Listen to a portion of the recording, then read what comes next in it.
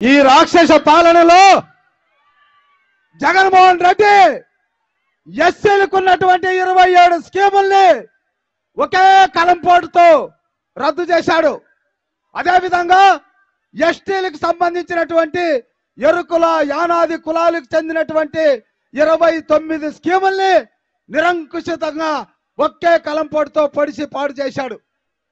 అంతేకాదు దళితుల మీద దాడులు చేయించాడు. బీసీలకున్న 30 స్కీములను రద్దు చేశాడు. వాళ్ళ మీద దాడులు చేయించాడు.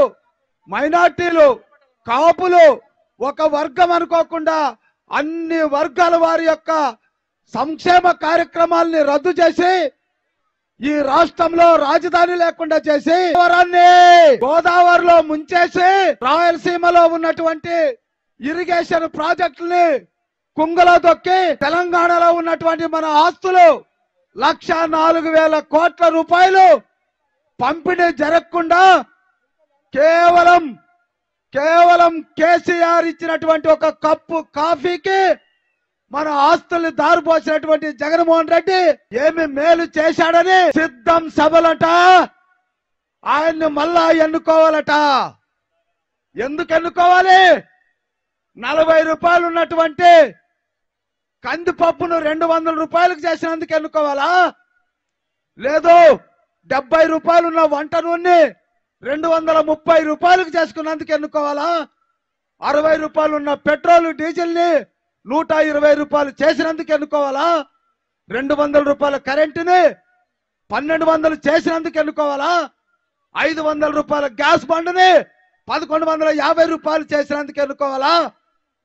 లేదు కుటుంబానికి 6,50,000 రూపాయల్ని అప్పు మోపినందుకు ఎన్నుకోవాలో వైసీపీ నాయకులు అడుగుతున్నందుకు వాళ్ళకి సిగ్గుండాలి.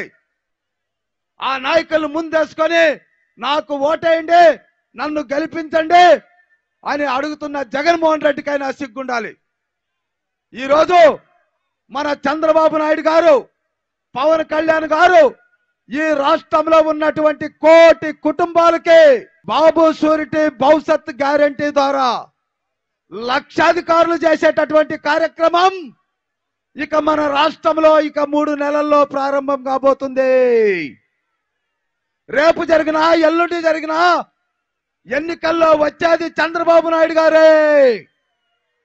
పవన్ కళ్యాణ్, చంద్రబాబు నాయుడు గారు కలిసి ఏర్పాటు చేసే సంకీర్ణ ప్రభుత్వానికే మనం ఓటు వేయాల్సిందిగా కోరుకుంటూ